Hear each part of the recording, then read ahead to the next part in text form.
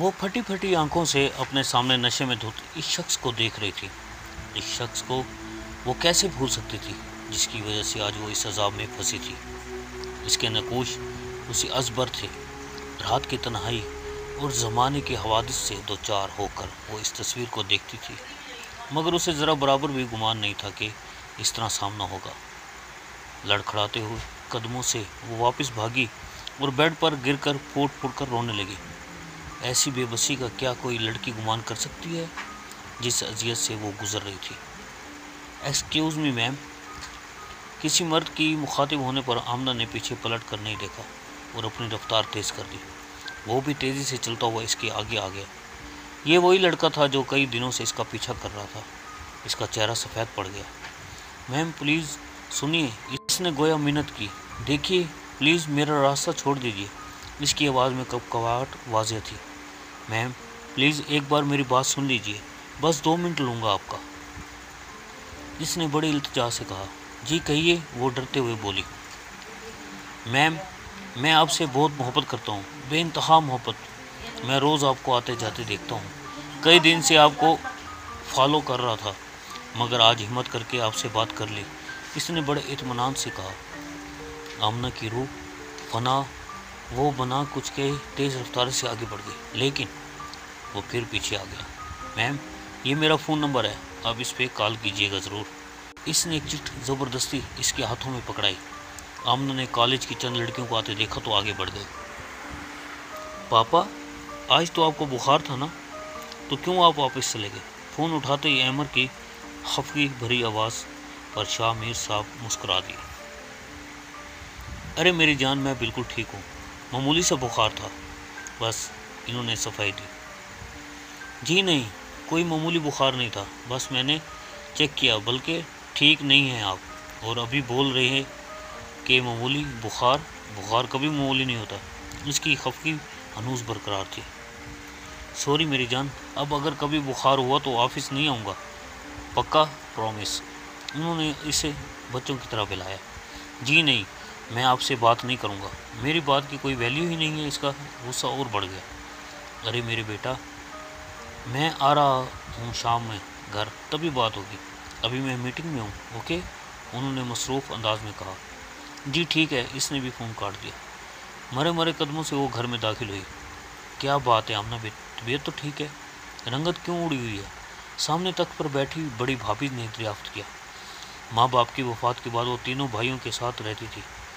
जी कुछ नहीं, वो असल में मुझे रास्ते में प्यास लग गई थी और धूप भी बहुत तेज़ थी, इसने अटकते हुए बताया। अच्छा, हाँ धूप तो बहुत है। अच्छा जाओ, फ्रिज में शरबत रखा है, पी लो, भाभी ने कहा। जी ठीक है। वो सरपट भागी और अपने रूम में आई। दरवाज़ा बंद करके इसने बैग से वो चिट्ठी निकाली और पढ़ना शुरू किया। मेरी जान, मुझे तुमसे बहुत मोहब्बत है और मुझे पूरा यकीन है तुम भी मुझसे मोहब्बत करने लगोगी और मेरे नंबर पे कॉल करोगी, सिर्फ़ और सिर्फ तुम्हारा मीर। नीचे इसने अपना फ़ोन नंबर लिखा था। इसके धड़कनों की रफ्तार बढ़ गई और इसका दिल अलग लय पर धड़कने लगा। नज़रों के सामने बार बार इस हैंडसम का चेहरा नज़र आ रहा था। सिर्फ इसी को सोच रहा था, मगर फ़ोन करने की हिम्मत नहीं जुटा पाई। नीचे इसने अपना फ़ोन नंबर लिखा था। इसकी धड़कनों की रफ्तार बढ़ गई और इसका दिल अलग लय पर धड़कने लगा। नज़रों के सामने बार बार इस हैंडसम का चेहरा आ रहा था। सिर्फ इसी को सोच रहा था, मगर फ़ोन करने की हिम्मत नहीं जुटा पाई। आज तुम मिसिस हसन के यहाँ गई थी, अब कैसी है तबीयत उनकी? प्लेट में सलन डालते हुए शामिर साहब ने सुमेरा बेगम से पूछा। जी हाँ अल्हम्दुलिल्लाह, बिल्कुल ठीक है अब, उन्होंने जवाब दिया। अहमद खामोशी से खाना खा रहा था। क्या बात है, आज मौसम इतना खामोश क्यों है? कोई चहल पहल, कोई गरज चमक कुछ नहीं है। उन्होंने अमर को छेड़ा। अम्मी प्लीज़ कह दें कि मैं किसी से बात नहीं करता। वो खफी से मुंह फुलाए हुए था। इनकी अम्मी प्लीज़ कह दें कि ये नाराज़ न रहें, आइंदा ये गलती नहीं होगी। उन्होंने सुमेरा बेगम को भी शामिल करना चाहा। भाई मुझे दरमियान में ना लाया जाए, आप बाप बेटे खुद ही निपटे। उन्होंने साफ दामन बचाया। अरे भाई हमारा बेटा हमसे नाराज़ है भाई, हम तो ये सोच रहे थे कि जब तक हम हैं तब तक ऑफिस जाते रहें, जब नहीं रहेंगे तो आखिरी सारी ज़िंदगी आप ही को जाना है। उन्होंने प्लेट में चावल निकालते हुए कहा। पापा, सदमे से चूर आवाज़ में इसने कहा और तेज़ी से उठता हुआ इनके कदमों में बैठ गया। पापा आपको कुछ नहीं हो सकता। आप मुझे छोड़कर कभी नहीं जा सकते, वादा करें मुझसे, मैं आपके बिना नहीं रह सकता। इनके कदमों से लिपट कर वो कस्में लेने लगा। इन्हें बेसाख्ता इस पर प्यार आया। शायद अगर मेरा सका बेटा होता तो वो भी मुझे इतना एहतराम और प्यार नहीं देता। इसे गले लगाते हुए इन्होंने अपनी नम आंखें साफ की। पापा, अगर मेरे सके पापा होते, मुझे इतना प्यार ना देते, मेरी इतनी अच्छी परवरिश न कर पाते। आप मेरा आइडियल हो पापा, मैं आप जैसा ही बनना चाहता हूँ। इसने अकीदत से इनके हाथों को चूमा। अच्छा जी, इसलिए मैं आप दोनों के दरमियान में नहीं पड़ रही थी, क्योंकि मुझे पता था आप दोनों अभी शेरो शक्कर हो जाओगे। सुमेरा बेगम ने शरारत से कहा। हाँ तो और क्या, माई पापा इज़ माई बेस्ट फ्रेंड। हम ज़्यादा देर एक दूसरे से नाराज़ नहीं रह सकते, क्यों पापा? इसने तायद चाहिए। हाँ बिल्कुल, उन्होंने तायद की।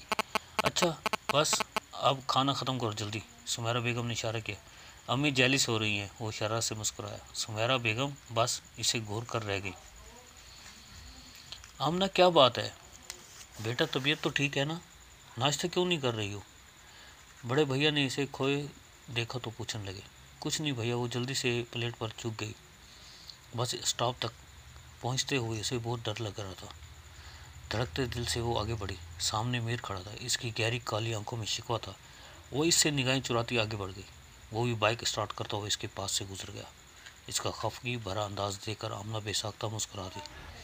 अचानक वो पीछे पलटा और निगाहें आपस में टकराईं। आमना ने सटपटा कर अपनी मुस्कुराहट समेटी और तेज रफ्तार से आगे बढ़ गई। इसकी जिंदगी के भयानक दौर का आगाज हो चुका था।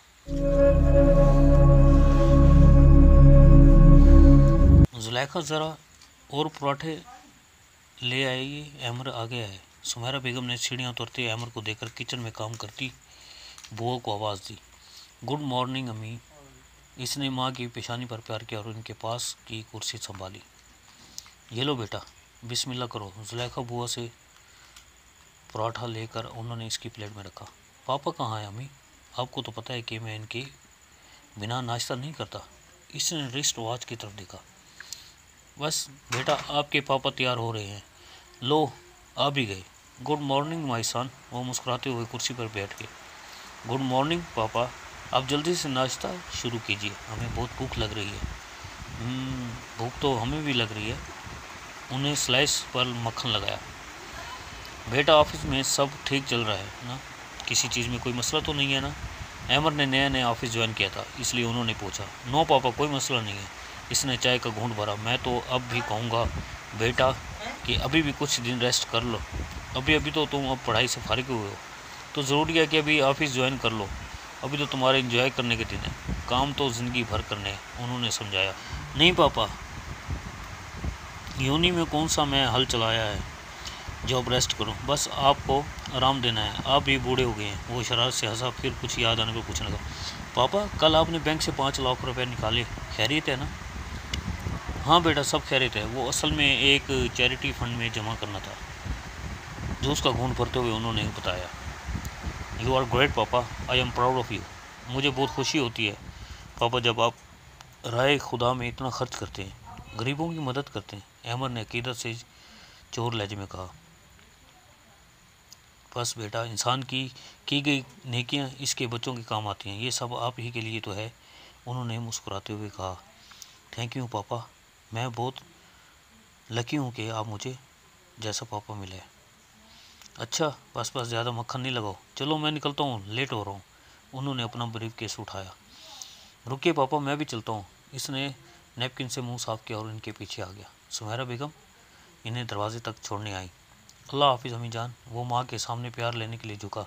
फ़ी अमान अल्लाह मेरी जान। उन्होंने इसकी पेशानी पर प्यार किया। ये बहुत गलत बात है बेगम, आप सिर्फ अपने बेटे को फ़ी अमान अल्लाह कह रही हैं, यानी हमारी हिफाजत की परवाह नहीं है आपको? शामिर साहब शरारत से बोले। जी नहीं पापा, अम्मी का मेरी जान आप ही के लिए था। दोनों बाप बेटा कहकर लगाकर हंस पड़े। नलायक माँ को भी नहीं छोड़ता। उन्होंने इसके कान खींचे। चलो जाओ, अब आप लोग दुआ ज़रूर पढ़ लेना, उन्होंने तकीद की। जी अच्छा कहकर वो गाड़ी की तरफ बढ़ गया। आमना अपने कमरे में बैठी थी। इसकी नज़रों के सामने बार बार मीर का चेहरा आ रहा था। इसका दिल चाह रहा था कि वो इससे बात करे, इसकी मोहब्बत का इजहार सुनती रहे, मगर इसकी हिम्मत नहीं हो रही थी। भले आकर वो हिम्मत जुटाकर फ़ोन के पास आई। कामती हाथों से उसने नंबर डायल किया, मगर एक बेल होते ही इसने डर कर फ़ोन काट कर दिया। इसे बहुत घबराहट हो रही थी। वो वापस पलटी, तभी फ़ोन की घंटी बजी। इसका दिल उछल कर हलक में आ गया। जी चाह नज़रअंदाज करके चली जाए, मगर डरते डरते उठा लिया। फ़ोन उठाकर वो कुछ देर रिसीवर पकड़ती रही। दूसरी तरफ से भी कुछ न बोला। खुश होती हलक से उसने हेलो कहा। मेरी जान। दूसरी तरफ से मोहब्बत में डूबी आवाज़ आई। इसकी धड़कनों की रफ्तार बढ़ गई, मगर वो कुछ नहीं बोली। जान। दूसरी बार इससे भी प्यार से आवाज़ आई। आमना के चेहरे पर मोहब्बत के रंग बिखरने लगे। वो मुस्कुरा दी। जी कहिए, इसने धीमी आवाज़ में जवाब दिया। कैसी हो? इसके लहजे में तड़प थी। अल्हम्दुलिल्लाह, अपनी सुनाए। इसका लहजा अब भी धीमा था। मेरी तो मत पूछो जान, जब से तुम्हें देखा एक पल भी करार नहीं, जैसे जान निकल जाएगी तुम्हारे बिना। अल्लाह न करे आमना के मुंह से बेसाख्ता निकला। मेरी इसकी मोहब्बत पर मुस्कुरा दिया। थोड़ी देर वो ऐसे ही प्यार भरी बातें करते रहे। फिर किसी के आने की आहट पाकर आमना ने जल्दी से खुदा हाफिज कहा और फ़ोन रखकर कमरे में चली गई। कमरे में आकर आमना को ये महसूस हुआ कि जैसे कमरे में हर तरफ खुशबू फैली हुई है। इसका दिल खुशियों से भरा हुआ था। बेड पर लेटकर इसने आंखें बंद की तो मीर का हंसता मुस्कुराता चेहरा सामने आ गया। अच्छा जी, अब मुझे आप इस तरह तंग करेंगी? सोते वक्त आंखों में आ जाएंगे। वो तसव्वुर में अब मीर से मुखातिब थी। थोड़ी देर में वो इसके हसीन सपनों में खो गई। पापा, ये गुलजाना शहर की खास ही मशहूर तवाइफ है ना? अहमद ने उलझे हुए लहजे में सवाल किया। हाँ बेटा, मगर आप क्यों पूछ रहे?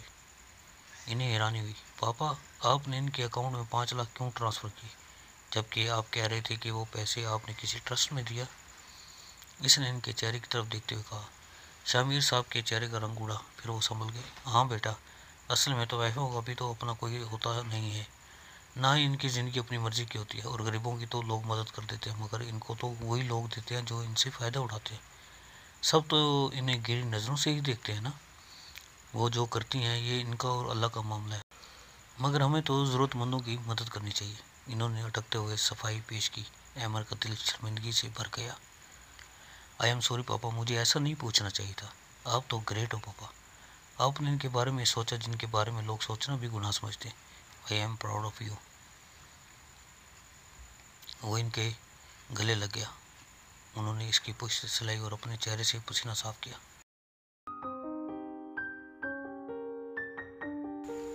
मीर और आमना का रिश्ता टेलीफोनिक गुफ्तगू से बढ़ते हुए अब मुलाकातों तक पहुंच गया। दोनों पार्क में थे। अब कब मिलोगी जान?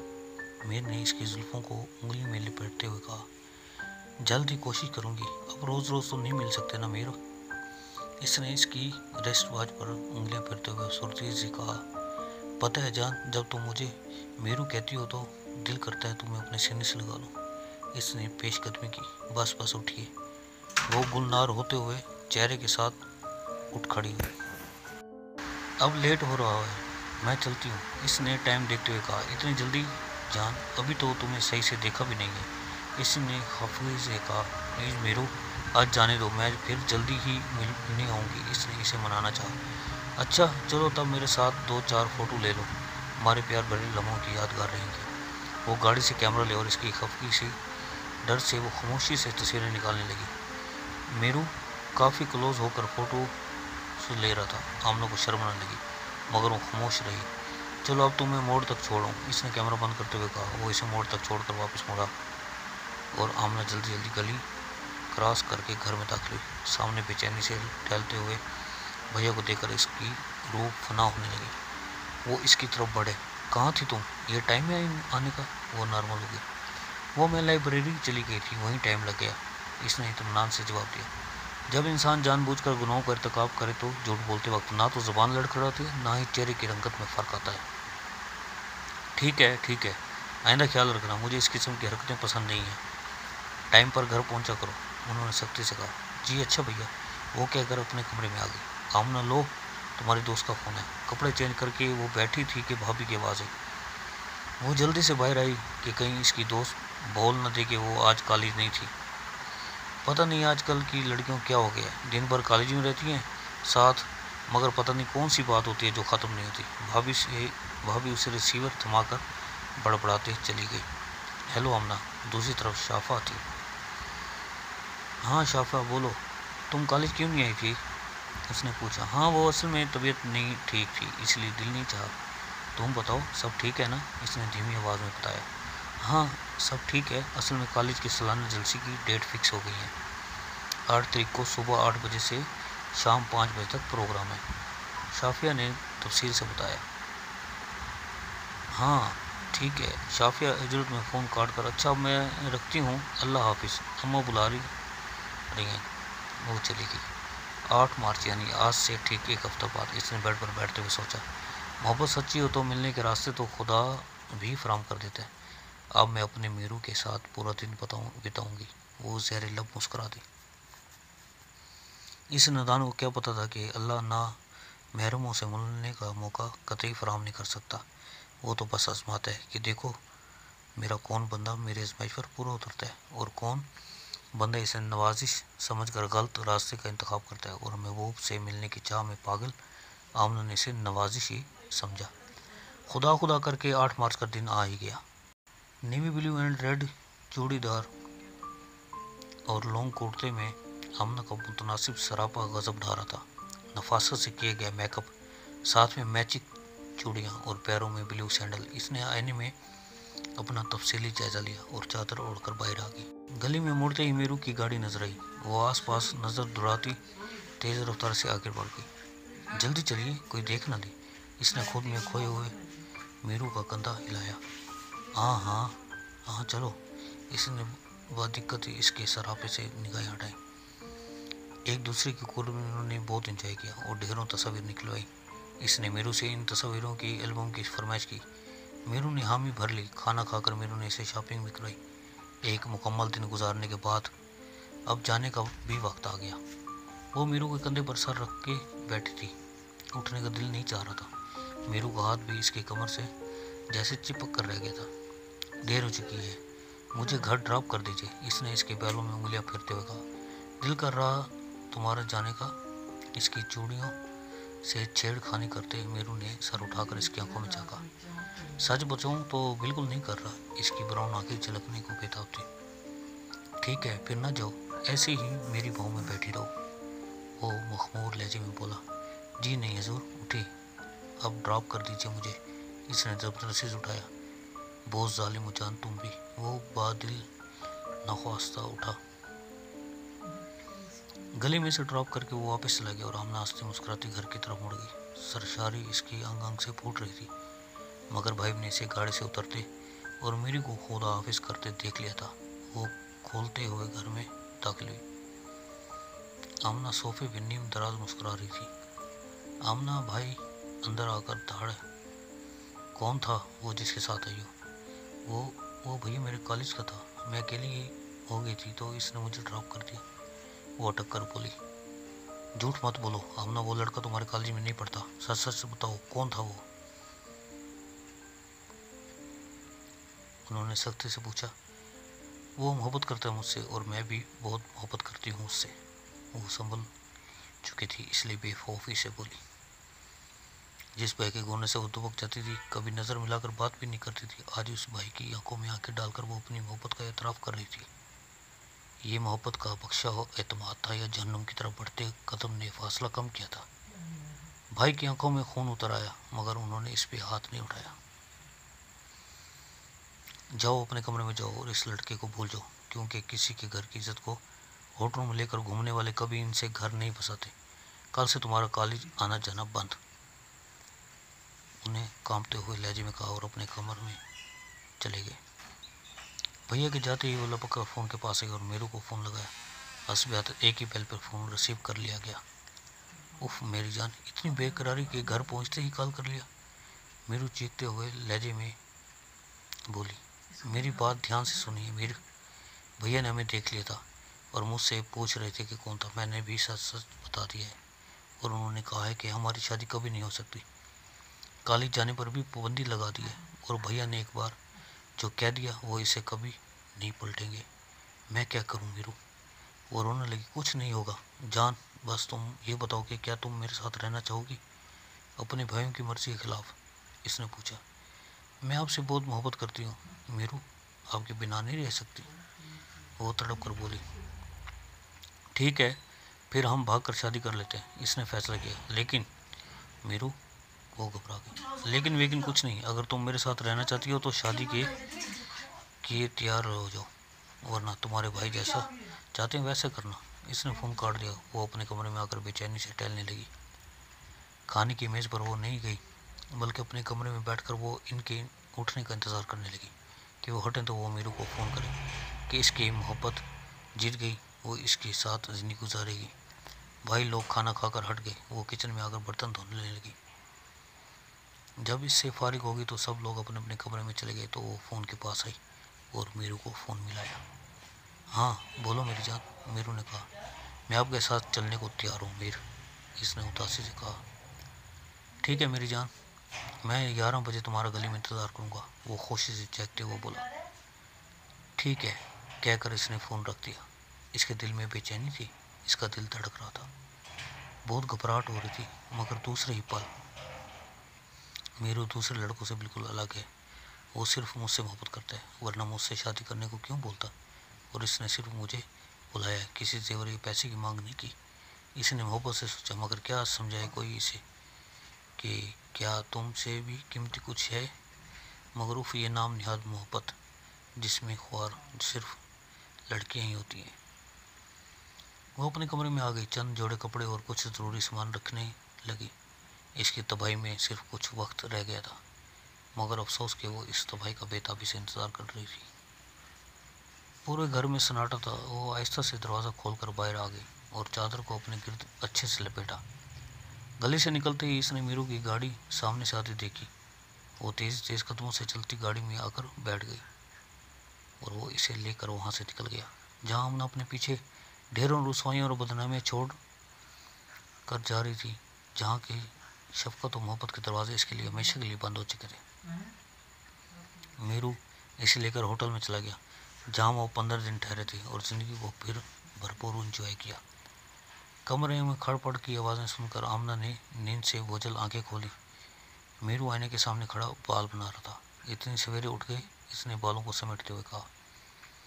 हाँ मुझे कुछ काम है, मैं थोड़ी देर में आ जाऊँगा, तुम नाश्ता कर लेना, इसने वॉलेट जेब में डालते हुए कहा। बस आ जाऊँगा अभी थोड़ी देर में, इसने इसकी पेशानी पर प्यार किया और चला गया।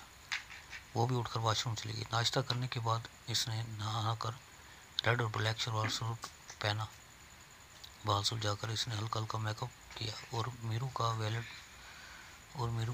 वेट करने लगी। थोड़ी देर बाद वो आ गया। जान तुम सामान समेट लो, मैंने कहीं और रहने का इंतज़ाम कर लिया है, इसने इसे बाहों में भरते हुए कहा। वो मेरी एक जानने वाली है ना, इन्हीं के यहाँ रहना है, इसने जवाब दिया। अच्छा ठीक है तब छोड़े मुझे। इसकी गिरफ्त से निकल कर वो सामान समेटने लगे। सियाने कहते हैं कि औरतों को अल्लाह ने यह सलाह दी है कि वो अपनी तरफ उठने वाली हर निगाह को पहचान लेती है कि वो किस नीयत से उठ रही है। मगर लगता है धीरे धीरे औरतों की ये सलाह भी एक्सपायरी डेट को पहुंच चुकी है। आओ आमना अंदर आ जाओ। एक बड़ी सी कोठी में वो इसे ले आया। वो ऐसा ऐसा चलती हुई आगे बढ़ गई। इसकी निगाहें चारों तरफ जायज़ा लेने लगी। वहाँ बहुत सारी लड़कियाँ थीं, बड़ी अजीब नज़रों से इसे देख रही थी।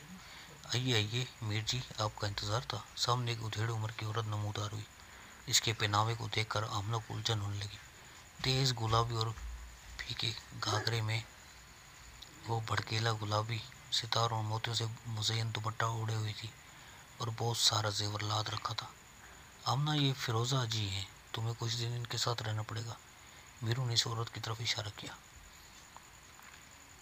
मगर मीरू मैं यहाँ कैसे रहूँगी, ये लोग कौन हैं और आप कहाँ जा रहे हैं। वो घबरा गई। कहीं नहीं जान, मैं कुछ दिन के लिए अपने घर जा रहा हूँ और अपने वालिदैन को राज़ी करके मैं तुम्हें यहाँ से ले जाऊँगा। इसने इसे अपने साथ लगाया। ओके खुदा हाफिज़। भरी भरी निगाहों से इसने इसे खुदा हाफिज़ कहा। वो इसे रोकना चाह रही थी मगर रोक नहीं पाई। इसने निगाहें उठाई तो सामने ही वो औरत खड़ी थी। चलो तुम्हें तुम्हारा कमरा दिखा दूँ, तुम आराम कर लो। इसने अंदर चलने का इशारा किया। ये है तुम्हारा कमरा। इसने कमरे पे एक तायराना निगाह डाली। सामने डबल बेड, इसके साइड में वार्डरोब, दाहिनी साइड पर ड्रेसिंग टेबल और कमरे के वस्त में सोफ़ा रखा हुआ था। साफ सुथरे कमरे से भी गलाजा टपक रही थी। वजह थी इस कमरे में जा बजा फाश लड़कियों के पोस्टर लगे हुए थे। इनसे निगाहें हटाकर इसने पूछा, मीर कब तक आ जाएंगे? क्यों, तुम्हें उन्होंने नहीं बताया? वो तंजिया मुस्कुराई, नहीं, बस इतना कि कुछ दिन यहाँ रहना होगा, फिर वापस आ जाएंगे और लेकर जाएंगे। इसे इसकी मुस्कुराहट से उलझन हुई। हाँ हाँ हाँ, वो कहकर लगाकर हंस पड़ी और थोड़ी सी पकड़कर आमना का चेहरा नज़दीक किया। इसे इसके अंदाज से वहशत होने लगी। बीबी, यहाँ अगर कोई किसी को छोड़कर जाता है तो वापस लेने नहीं आता। वो जैसे इसके भोलेपन पे हंसी। हमने के सर पर धमाके होने लगे। इतना तो समझ गई होगी कि ये कौन सी जगह है। अब तुम्हारा यहाँ से निकलना नामुमकिन है, इसलिए जितनी जल्दी हो सके इस हकीकत को कबूल कर लो। वो सख्त लहजे में बोली और कमरे से बाहर चली गई। फिर एक शैतान ने हवा को फेंका कर इसकी जन्नत से बेदखल कर दिया था। वो कोई मासूम बच्ची तो थी नहीं कि समझ नहीं पाती कि ये कोई रिश्तेदार का घर नहीं बल्कि तवाइफों का कोठा है। इसकी नज़रों के सामने अंधेरा छा गया और वो ही लुढ़क गई। आज 1 महीने से ऊपर हो गया। आमना का कोई पता नहीं है। आखिर हम कब तक छुपाएंगे कि किसी रिश्तेदार के घर गई है? भाभी फिक्रमंदी से बोली, क्या कमी थी हमारी परवरिश में? आखिर क्यों इसने ऐसा कर दिया? छोटे भैया सुर्ख आंखों से बोले, दुनिया वाले तो यही कहेंगे कि माँ बाप थे। नहीं, भाभीयों ने ध्यान नहीं दिया होगा। छोटी भाभी ने भड़ासें करी। हाँ, भाभियाँ अगर किसी बात पर रोक टोक करें, सख्ती करें तो वो बुरी हैं, ना करें तो यही दिन देखना पड़ेगा। मंजली भाभी क्यों पीछे रहती? आज से कोई भी इस घर में इसका जिक्र ना करे। समझ लो वो मर गई हमारे लिए। बड़े भैया दाढ़े, मरे हुए इंसान को भी लोग याद ही करते हैं। तुम लोग ये समझ लो कि हमारी कोई बहन ही नहीं थी। ऐसे कैसे समझ लें जी दुनिया वाले? बस जो कह दिया वो कह दिया। वो भाभी की बात काट कर आगे बढ़ गई। आमना, फिरोज़ा बेगम ने खलाओं में तकती आमना को पुकारा। जी, वो मुतवज्जो हुई। ये जहन्नुम इसने खुद ही खरीदी थी, तो वो इसके लिए दूसरों से क्यों हिटती? देख आमना, अब तुम इस तरह मत रह। ये जो कुछ है यहाँ तुम्हें ज़िंदगी भर रहना है। तुम यहाँ से किसी हालत में नहीं निकल सकती। इसलिए जितनी जल्दी हो तुम इस हकीकत को मान लो, तुम्हारे लिए अच्छा होगा। यहाँ कोई भी अपनी मर्ज़ी से नहीं आता, सब मजबूर होते। वो नरम लहजे में बोली। लेकिन मेरी कोई मजबूरी नहीं है, ये मेरे गुनाहों की सज़ा है। वो रोते हुए बोली। देख आमना, तेरी तबीयत को देखकर मैंने तुमसे कोई काम नहीं लिया, मगर मैं भी मजबूर हूँ। ज़्यादा दिन तक नहीं रह सकती तुम इस तरह। आज तुम्हें डॉक्टर के पास ले चलूँगी ताकि तुम जल्दी से अच्छी हो जाओ। इसने इसके बिखेरे बालों को समेटा। वो चुपचाप इस बात में सारे लाकर मुँह धुलने उठ गई। डॉक्टर की बात सुनकर वो दोनों सीखते आ गए। मगर डॉक्टर, हम ये बच्चा नहीं चाहते। फिरोज़ा परेशानी से बोली। हाँ डॉक्टर, आप इसे ख़त्म कर दीजिए। आमना ने भी बेचैनी से कहा। देखिए, अव्वल तो हमारे हॉस्पिटल में ये गुनाह नहीं होता, और दूसरी बात ये कि ये बहुत कमज़ोर हैं। अगर ऐसी कोई कोशिश की गई तो इनकी जान को खतरा है। डॉक्टर ने तफसील से बताया। कई डॉक्टरों से बात हुई है, मगर सब ने यही कहा है कि बहुत कमज़ोर हैं, जान चली जाएगी अगर ऐसी कोई कोशिश की तो। फिरोज़ा ने भी सोचा कि अगर बेटा हुआ तो यतीम खाने में डाल देंगे, अगर बेटी हुई तो आमना जैसी ही खूबसूरत होगी और हमारे कोठे की जिन्नत बनेगी। आमना की हालत अजीब हो रही थी। इसकी समझ नहीं आ रहा था कि वो करे तो क्या करे। इसका दिल चाह रहा था कि वो चीख चीख कर रोए। दिन गुजरते गए। आमना ने चांदी को जन्म दिया। ये खबर पूरे कोठे में फैल गई। बच्ची ने सारे नक्श माँ के लिए थे, मगर आंखें और बाल इसके बाप जैसे थे, काले और चमकदार। अपनी जय पैदाइश से बेखबर वो पूरी आंखें खोले अपने आसपास के लोगों को देख रही थी। आमना की बेबसी इंतहा पर थी, मगर इसकी आंखें खुश्क हो चुकी थी। फिरोज़ा ने बच्ची का नाम शमा रखा, क्योंकि इसे उम्मीद थी कि बड़ी होकर वो इस कोठे की शमा बनेगी और इसके हज़ारों परवाने होंगे। जब शमा बड़ी होने लगी तो अपने आसपास लोगों को देखती, बाहर से मर्दों को आना जाना देखती, तो उसे बहुत ताज्जुब होता। वो रोज़ धीरे से आंखें खोलकर अपनी माँ को देखती कि वो इसे सुलाग कर तैयार हो रही है। इसे इस बात की फ़िक्र होती कि अम्मी कहाँ जाती है, वो रोज़ मुझे क्यों नहीं लेकर जाती। जब शमा 14 साल की हुई तो आमना बहुत बीमार पड़ गई। इसे ब्रेस्ट कैंसर हो गया था। माँ की ये हालत देखकर वो तड़प जाती। बीमारी में भी आमना ने एक दिन शमा को अपने पास बुलाया। और अपनी ज़िंदगी इसके सामने खोल कर रख दी और वो एल्बम इसके हवाले कर दिया। ज़िंदगी में पहली बार इसने बाप की फ़ोटो देखी थी, मगर इसका दिल किसी भी जज्बे से आ रही था। इसकी बेतासुर सी निगाहें फ़ोटो पर जमी थी। शमा, मेरा बच्चा, मुझे माफ़ कर दे। मैं तुझे जन्म से नहीं निकाल पाई, मैं चाह कर भी ऐसा नहीं कर सकती। आमना इसका हाथ पकड़कर शिद्दतों से रो पड़ी। कोई बात नहीं अम्मी, मैं यहाँ से जाना भी नहीं चाह रही, इसने सपाट लहजे में कहा। मगर क्यों मेरा बच्चा? इस जन्म से सब जाना चाहते हैं, मगर तू क्यों यहाँ रहना चाह रही है? आमना तड़प उठी। क्योंकि मैं नहीं चाहती कि मैं बाहर जाऊँ, फिर कोई मीर मुझे यहाँ लाकर पटक दे। मैं दूसरी शमा नहीं पैदा करना चाह रही माँ। वो माँ के सीने से लगकर फूट फूट कर रोई। आमना इसे खुद में भींच लिया। इस रात आमना ने अपना सारा दुख बांट लिया था। इसका गम हल्का हो गया था। वो जब सोई तो फिर दोबारा नहीं उठी। शमा ने खुश्क आंखों से मरी हुई माँ को देखा, मगर मुंह से एक लफ्ज़ भी नहीं कहा। बस सफ़ेद चेहरे और खाली खाकी आंखों से वो माँ को देखती रही। कब मैयत चली गई इसे पता भी न चला। माँ के मरने के बाद शमा घंटों अपने बाप की तस्वीर को खाली खाली नज़रों से घूरती रहती। वो मैट्रिक कर चुकी थी, मगर ना तो उसने आगे बढ़ने की ख्वाहिश की, ना ही फिरोज़ ने कहा। यहाँ रहकर उसे मुसलसल माँ की याद आती थी। वो एक जिंदा लाश बनकर रह गई थी। कैसे कैसे करके इसने 2 साल गुजारे। फिर फिरोज़ा ने इसे दूसरे शहर भेज दिया कि शायद अब हवा बदले तो वो नॉर्मल हो जाए। वैसे भी वो इतनी बड़ी हो चुकी थी कि इसे से काम लिया जा सके। दूसरे शहर आकर वो थोड़ा नॉर्मल हो गई थी, मगर बाप की तस्वीरों को घंटों घंटों घूरना अब भी जारी था। गुलजाना जी, आजकल हमारे जीने का कोई सहारा है कि नहीं आपके बाज़ार उसमें? उन्होंने मकरूह कहका लगाकर पूछा। जी सरकार, आप बस हमारे गरीब खाने पे तशरीफ़ लाइए। एक अनछुई कली हमने आपके लिए ख़ास ही दूसरे शहर से मंगवाई है। गुलजाना ने मुस्कुराते हुए कहा। अरे भाई, हमारी तो राल टपकने लगी अभी से। कब दर्शन करवाओगी? उन्होंने बेसब्री से पूछा। इतनी बेसब्री अच्छी नहीं जनाब, माल ज़बरदस्त है तो कीमत भी ज़बरदस्त होनी चाहिए। एक रात का 5 लाख लूँगी। गुलजाना ने अदा से कहा। हमारे नज़दीक तो हुस्न की कोई कीमत नहीं है, अभी हम तुम्हारे अकाउंट में 5 लाख ट्रांसफ़र करवा देते हैं, उन्होंने हंसते हुए कहा। ठीक है सरकार, तो फिर मैं कब तक इसे तैयार करवाऊँ? गुलजाना ने पूछा। अगले हफ्ते, क्योंकि अगले हफ्ते मेरी बीवी जा रही है अपने किसी अजीज़ के यहाँ। ठीक है सरकार, इसने फ़ोन रख दिया। शमा, गुलजाना ने बस्तर पर नीम दराज मोबाइल में गेम खेलती शमा को पुकारा। जी आपा जी बोले। वो सीधी होकर बैठ गई। देख शमा, अब तू बड़ी हो गई है और कोठे के असूल के मुताबिक तू इस लायक हो गई है कि अपनी ड्यूटी शुरू कर दे। तू समझ रही है ना कि मैं क्या कह रही हूँ? इसने मोबाइल की स्क्रीन पर उंगलियां फेरती शमा का कंधा हिलाया। हाँ मैं समझ रही हूँ आप क्या कह रही हैं। तो कब से शुरू करना है मुझे अपना काम? इसने सपाट लहजे में कहा।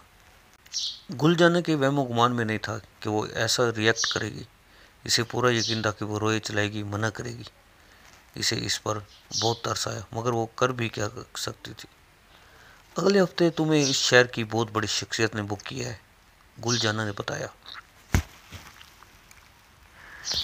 ठीक है, फिर वो बेनियाजी से बोली।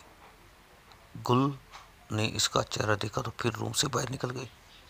अम्मी, हम यहाँ दवा लेने आए हैं, मगर आपको अपनी बातों से ही फुर्सत नहीं। मुसलसल बस आंटी से बातें की जा रही हैं और मैं यहाँ गेस्ट रूम में अकेला बोर हो रहा हूँ, अहमर बेजारगी से बोला। सुमेरा बेगम काफ़ी दिनों से बीमार थी, तो दूसरे शहर में इनकी चचाजाद बहन ने इनसे कहा कि इनके शहर में एक अच्छा डॉक्टर है, एक इनके पास भी कोशिश करे, इंशाल्लाह आराम हो जाएगा। तो वो अहमर के साथ इनके यहाँ आ गई। अब दोनों बहनें बातों में मगन थी और अहमर अकेला तंग आ गया था। बस बेटा, कल शाम में निकलेंगे यहाँ से। वो इसके पास बैठी वही बोली। अच्छा बेटा, अपने पापा को फ़ोन मिलाओ, जब से आई हूँ खैरियत भी नहीं पूछी इनकी, वो भी ऑफिस में बिजी रहे होंगे, इसलिए कॉल भी नहीं की। वो फ़ोन मिलाने लगा। अस्सलाम वालेकुम पापा, इसने सलाम किया। वालेकुम सलाम मेरा बच्चा, कैसे हो आप? इन्होंने मोहब्बत से पूछा। मैं बिल्कुल भी ठीक नहीं हूँ पापा, अम्मी यहाँ डॉक्टर को दिखाने आई हैं और बिना चेकअप करवाए ही अच्छी हो गई हैं, बस बातें की जा रही हैं। कब से फरा आंटी से इसने शिकायत लगाई। तब बेटा आप लोग जल्दी से वापस आ जाइए, मुझे अकेले घर में अच्छा नहीं लगता, उन्होंने मोहब्बत भरे लहजे में कहा। हाँ बिल्कुल, अच्छा ले अम्मी से बात करें। वो सेल फोन इन्हें थमाकर बाहर चला गया। सुमेरा बेगम इनकी खैर खैरियत दरियाफ्त करने लगे। ब्यूटिशियन ने इसके मेकअप का फाइनल टच दिया। उस तैशी नज़रों से इसे देखा और मुस्कुराते हुए बोली, माशाल्लाह, नज़र न लगे, बहुत खूबसूरत लग रही हो। वो अफसरदगी से मुस्कुरा दी। रात काफ़ी हो चुकी थी। कोठी के खास हाल में शराब और शबाब की महफिल जारी थी। वो चुपचाप अकेली कमरे में बैठी रही। चलो शमा साहिब कमरे में आ गए हैं। गुलजाना ने इसका हाथ पकड़कर उठाया। इसने मैकेनिकी अंदाज में कदम बढ़ा दिया। गुलजाना चली। वो ऐसा ऐसा कदम उठाती कमरे के पास आ गई। कमरे में दाखिल होते ही इसकी नज़र सोफे पर पड़ी, आड़े तिरछे वजूद पर पड़ी, जो कि शराब पीकर बेसुध था। इसे अपनी आंखों पर यकीन नहीं आया। वो थोड़ा करीब आई। अध खुली आंखों से वो मुस्कुराया। शमा पर गमों का पहाड़ टूट पड़ा। वो अपनी चीखों को दबाती तेजी से वापस पलटी। इसने पकड़ने की कोशिश की, मगर नशे की वजह से लड़खड़ा कर और भागती हुई कमरे में आ गई और बिस्तर पर गिरकर तड़पने लगी। अपने पैदा होने का अफसोस, अपनी माँ की मौत का गम, अपने तबाही बनने की जिल्लत, जैसे सारे पहाड़ इस पर आज ही टूटे हों। इसकी बेबसी इंतहा पर थी। इसने सोचा था कि वो कभी अपने बाप से मिलेगी, वो भी ऐसी जगह। या अल्लाह, क्या इससे बड़ी कोई क़यामत आनी बाकी है। वो हिचकियों से रो रही थी। बाहर इनके दहाड़ने की आवाज़ आ रही थी। ऐसी ऐसी लड़कियों को रखते हो तुम, जो लोग आयन टाइम पर पारसा बन जाती हैं। मैं बात करती हूँ साहिब, बच्ची है वो, ना समझ है। गुलजाना ने मिन्नत की। वो तन फन करती शमा के पास आई और एक थप्पड़ इसे कस कर लगाया। वो तेवरा कर ज़मीन पर गिर पड़ी। हरामजादी, तू गुनाह है ही तो तुझे ये गुनाह करते हुए क्यों मौत आ रही है। तू पैदा ही हुई है एक गुनाह के नतीजे में। इसने लातों से मारना शुरू कर दिया। 5 लाख का गम कम नहीं होता। वो ज़बरदस्ती से खींच कर ले जाने लगी, मगर वो बेहोश हो चुकी थी। वो गालियाँ बकते हुए वापस चला गया। शम्मा ने अपनी आंखें खोली तो खुद बेड पर पाया। इसके पास ही कुर्सी पर गुलजाना बैठी थी। 2 नौकरानियाँ पास में खड़ी थी। गुलजाना तेज़ी से इसके करीब हुई, इसका माथा चेक किया। तुम ठीक हो। इसने इस बात में सर हिला दिया। देख शम्मा, तू ये मत समझ के ये सब करने से तू बच जाएगी। तुझे ये सब करना ही होगा। अब की बार तो मैं माफ़ कर दे रही हूँ, मगर अगली बार ज़बरदस्ती करूँगी। बस तू ठीक हो जा जल्दी से। वो चुपचाप खलाओं में घुरती रही। इसकी तबीयत कुछ नॉर्मल हुई तो वो गुलजाना से इजाज़त लेकर पार्क में थोड़ी देर तबीयत बहलाने आ गई और वो चुपचाप एक बेंच पर बैठ गई। 2 आंखें इसे काफ़ी देर तक दिखती रहीं। फिर वो वापस कोठे पर आ गई। अब इसका रोज़ का मामूल था कि वो पार्क में घूमने आई और चुपचाप इस पर बेंच पर बैठ जाती। आज भी वो सामने खेलते बच्चों को देखने में मगन थी। इसके सामने बैठा लड़का मुसलसल इसे देखे जा रहा था। इसकी नज़रों से खाइफ होती वो चुपचाप वहाँ से उठकर वापस आ गई। बेगम, कुछ फ़ायदा हुआ कि नहीं? शामिर साहब ने काफ़ी पीते हुए सुमेरा बेगम से पूछा। जी अल्हम्दुलिल्लाह, अच्छा खासा फाका हुआ है, उन्होंने पस्ता मुँह डालते हुए कहा। टीवी पे कोई सियासी चैनल चल रहा था। एंकर्स ज़ोर से न्यूज़ सुना रही थी। अहमर की निगाहें टीवी स्क्रीन पर और जैन पार्क में बैठी इस उदास लड़की की तरफ था।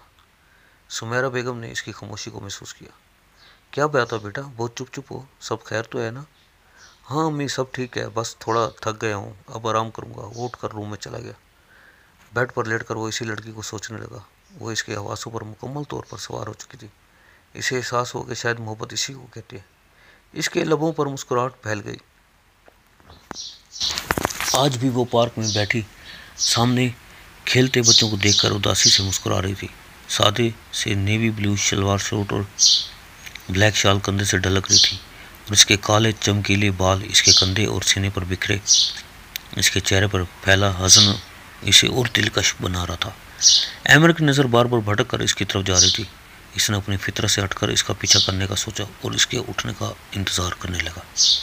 अब वो अपने मोबाइल में कुछ कर रही थी।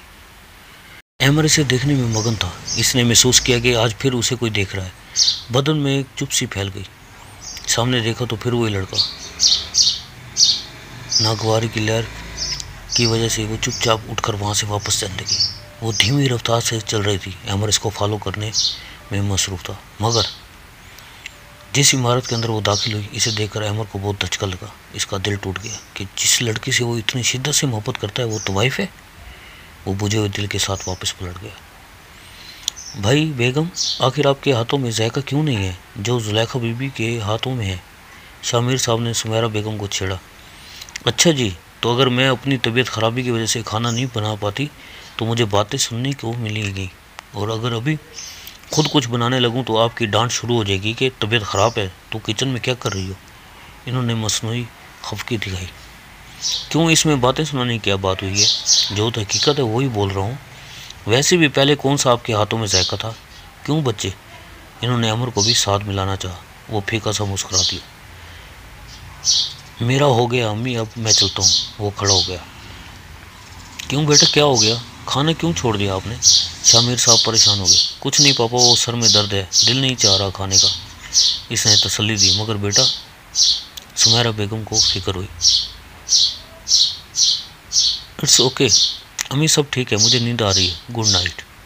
दोनों मियाँ बीवी ने फिक्रमंदी से एक दूसरे को खुद देखा मगर कुछ नहीं बोले। अमर अपने कमरे में मुसलसल इसे ही सोच रहा था। इसका दिल इससे दस्तबरदार होने के लिए नहीं कर रहा था। सारी रात इसने कभी जाग कर कभी सो कर गुजार दी। दूसरे दिन ना चाहते हुए वो भी पार्क में चला गया। वो काली शाल और गहरी काली उदासी आंखों वाली बैठी थी।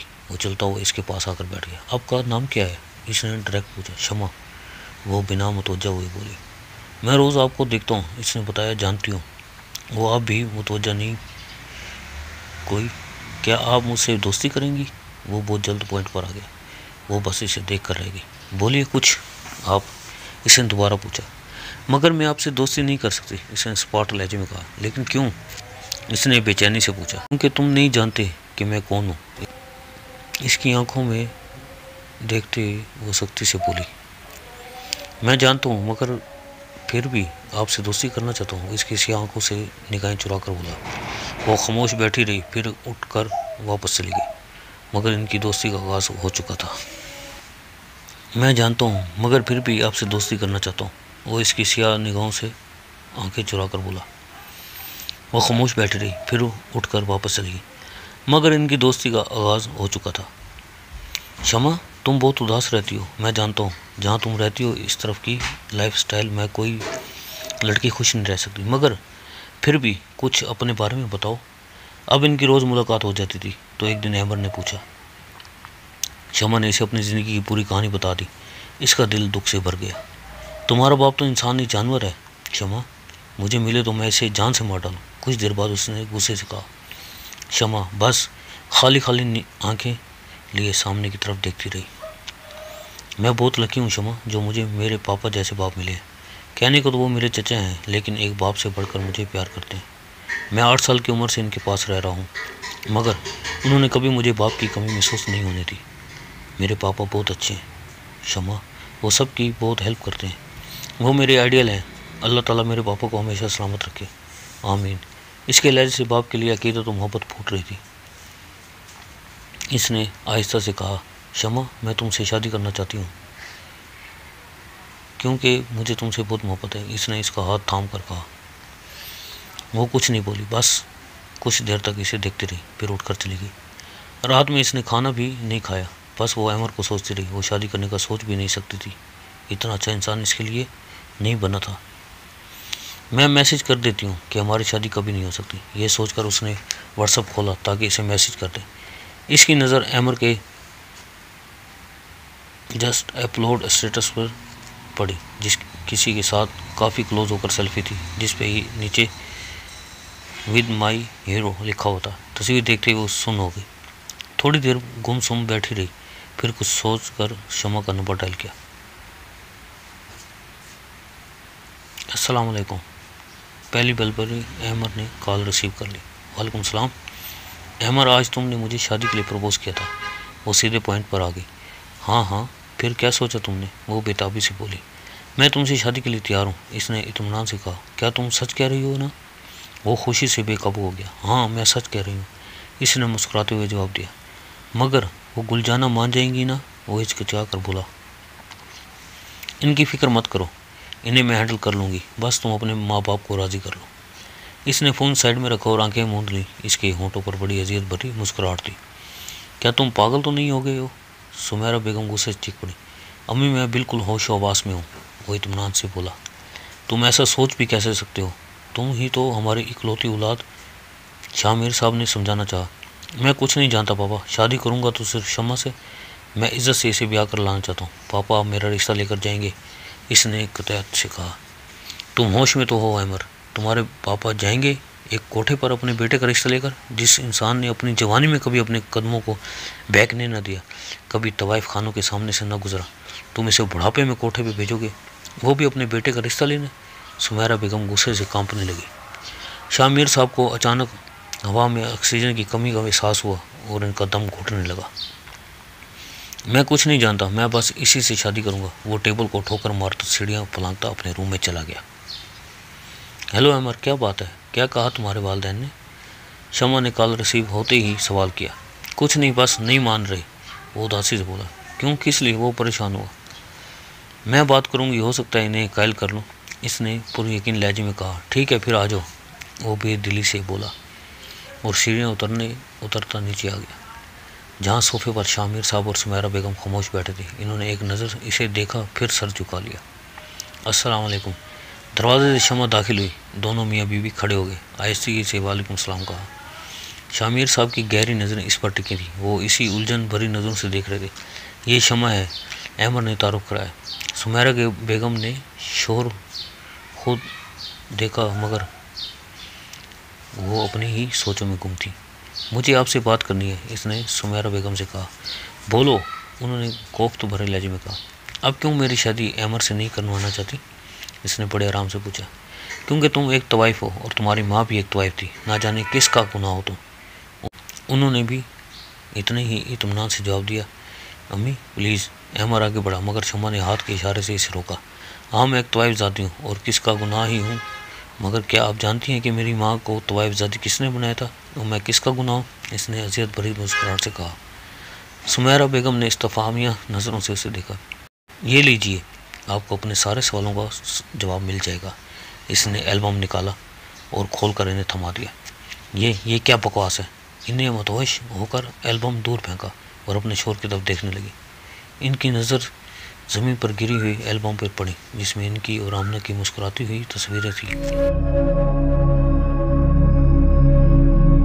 वो समझ गए कि शमा इनका ही गुनाह है। या अल्लाह, ज़िंदगी भर बे औलाद रहे।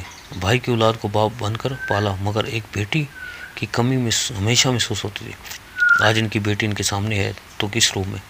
इनकी नज़रें शर्मिंदगी से ज़मीन पर गिर पड़ी। इनकी नज़रें शर्मिंदगी से ज़मीन में गड़ी थी। ये झूठ है ना जी, बोलिए ना। देखो अमर बेटा, ये कैसी जाली तस्वीरें लाई है। तुम्हारे पापा को क्या कह रही है बेटा? अमर को झुठलाते हुए वो पागल हो रही थी। वो खुद ज़मीन पर पड़े एल्बम में अपने बाप को मुस्कुराते हुए देख रहा था और इसे हवा से सड़ पहुँच चुके थे। ये क्या बकवास है शमा? तुम मेरे पापा पर झूठा इल्ज़ाम लगा रही हो, इसने घुराते हुए पूछा। मैं झूठ नहीं बोल रही हूँ। यकीन ना आए तो इस एल्बम के पूरे फ़ोटो देख लो। मुझे तो खुद से घिन आती है कि मैं एक गुनाह हूँ। तुम्हें पता है अमर? सुर्ख होती आंखों से अमर को देखते हुए कहने लगी। मेरी माँ तवाइफ बनी तो इस शख्स की वजह से, और मैं तवाइफों में पैदा हुई तो इस शख्स की वजह से। सब ज़्यादा बेबसी तो मुझे तब महसूस होती है अमर, जब मुझे पहली बार किसी शख्स के पास भेजा गया तो अपने जिस्म को सौदा करने के लिए, तो वो शख्स मेरा बाप था। शामिर साहब ने तड़प कर इसे देखा तो वो नफ़रत भरी आंखों से इन्हें देख ही रही थी। शामिर हैदर उर्फ मीर, जिसे मेरी माँ प्यार से मीरू कहती थी, यही है वो जानवर अमर जो तुम्हारा आइडियल है, मगर मेरे लिए ये हैवान है। इसने अमर के हवासों में बम फोड़ा। शामिर साहब का चेहरा सफ़ेद पड़ गया। वो अपनी बेटी के खरीदार बने थे। इनका दिल जिल्लत के अथाह समंदर में डूब गया। ओ पापा, तो ये है वो चैरिटी जिसके लिए आपने गुलजाना को 5 लाख रुपए दिए थे। अमर के लहजे में बेयकीनी और नफ़रत थी। जान से ज़्यादा प्यारे बेटे की आंखों की नफ़रत इन्हें पागल की जा रही थी। अमर लड़खड़ाते हुए कदमों से अपने रूम में चला गया। सुमेरा बेगम वहीं ढह गई। दूसरी सुबह शामिर साहब के लिए अपनों की आंखों में अपने लिए नफ़रत बर्दाश्त नहीं हो रही थी, और शमा के लिए भी इनका दिल बहुत गिल्ट महसूस हो रहा था। इसलिए वो इससे माफ़ी मांगने कोठे पर आए, मगर वहाँ इन्होंने पुलिस को देखा जो कोठे की लड़कियों से पूछताछ कर रहे थे। वो आगे बढ़े तो देखा सामने ही ज़मीन पर शमा की लाश पड़ी थी। पता चला कि इसने खुदकुशी कर ली। वो फटी फटी आंखों से इसे देखते रह गए। अभी तो इन्हें इससे माफ़ी मांगनी थी, अपने सीने से लगाना, गुज़श्ता सालों को अजाला भी करना था। मगर वो भूल गए थे कि हर चीज़ का अजाला मुमकिन है, मगर किसी की इज्जत नीलाम करने का कोई अजाला नहीं होता। इन्होंने अपनी पथराई हुई आंखें उठाई तो सामने गुलजाना इन्हें इशारे से बुला रही थी। इसने इन्हें खत पकड़ाया। ये शमा की लाश के पास था, आपका नाम लिखा था, इसलिए मैंने छुपा लिया कि पुलिस के हाथ ना लग पाए। गुलजाना ने बरसों की वफादारी निभाई। इन्होंने कांपते हाथों से खत लिया और गुलजाना को जाने का इशारा किया। शामिर साहब, क्या कहकर आपको मुखातिब करूं, समझ नहीं आ रहा। आप अबू जान या पापा जान तो कहूँगी नहीं कि बरसों से मैं जिस आग में चल रही थी वह बुझ गई। जो गलती आपने मेरी और मेरी माँ के साथ की थी, इसमें ज़्यादा सज़ा मुझे मिली, जबकि कसूरवार आप दोनों थे, क्योंकि इसने एक अजनबी पर भरोसा करके अपने घर की इज्जत खाक में मिलाई थी। मैं चाहती तो आपकी ये फ़ोटो मीडिया पे दे देती। भले ही लोग मुझे अकेला और आपको ताकतवर समझकर मेरी बात का यकीन नहीं करते, लेकिन मीडिया को राय तो मिल जाती ना पहाड़ बनाने के लिए। मगर मैंने ऐसा नहीं किया। मुझे तो आपको आपके जान से प्यारे बेटे और वफादार बीवी की नज़रों में गिराना था, क्योंकि वही आपका सरमाया हयात थे। जब आप इनकी आंखों में अपने लिए नफरत देखने गए तो आपको ज़्यादा तकलीफ होगी, जैसे कि मेरी माँ को हुई थी। जब आपकी वजह से इनकी फैमिली ने इन्हें मरा हुआ समझ लिया था, गलती मेरी माँ की भी थी, तो इसे सज़ा भी मिली। सारी ज़िंदगी अपनों से दूर रहकर उसने तवाइफ बनकर गुजारा और गुनाहगार आप भी थे, मगर आपको सज़ा नहीं मिली। मगर मैंने आपको सज़ा दी। अब आप सारी ज़िंदगी अपनों की नफ़रतें बर्दाश्त करो। मेरी मौत बाद शायद अहमर आपसे और ज़्यादा नफ़रत करने लगे। इससे कहिएगा कि मुझे माफ़ कर दे, क्योंकि मोमिन मर्द मोमिन औरतों के लिए है और मैं एक तवाइफ हूँ। हर काम में अल्लाह की मसलियत होती है। शायद अल्लाह ताला ने यह कानून इसलिए बनाया कि नाजायज़ औलाद को हर जगह पीछे रखा जाएगा, यहाँ तक कि नमाज जमात में इन्हें सबसे पीछे खड़ा होने को हुक्म दिया गया है। इसमें अल्लाह की ये मसलियत हो सकती है कि हर माँ को अपनी औलाद से बहुत मोहब्बत होती है। ज़िंदगी के किसी भी मैदान में वो अपने औलाद को पीछे नहीं देख सकती, इसलिए वो ऐसा गुनाह करते हुए ज़रूर सोचेंगी कि इससे जो औलाद होगी वो इतनी ही जिल्लत की ज़िंदगी बसर करेगी। आप दोनों गुनाहगार थे, आपको इसकी सज़ा मिली, और मैं गुनाह थी और मैंने इस गुनाह को ख़त्म कर दिया। आपका गुनाह। वो लड़खड़ाते कदमों से बाहर आए तो पुलिस जा चुकी थी। शायद कोठे वालों ने मोटी रकम देकर इनसे पीछा छुड़ाया हो। वो आहिस्ता आहिस्ता चलते हुए शमा के पास आए। इस पर गिर कर धाड़े मार मार कर रोने लगे। वहाँ खड़ी सारी लड़कियाँ इन्हें हैरत से देख रही थी कि क्या कोई किसी तवाइफ से इतनी मोहब्बत कर सकता है कि इसकी मौत पर इस तरह रोए। अब पता नहीं, क्या पता कि ये मोहब्बत की कौन सी नौयत थी। अगर आपको हमारी ये स्टोरी अच्छी लगे तो प्लीज़ चैनल को सब्सक्राइब करें और बेल का आइकन प्रेस कर दें। अपने इर्द गिर्द लोगों की हिफाजत करें। अल्लाह हाफिज़।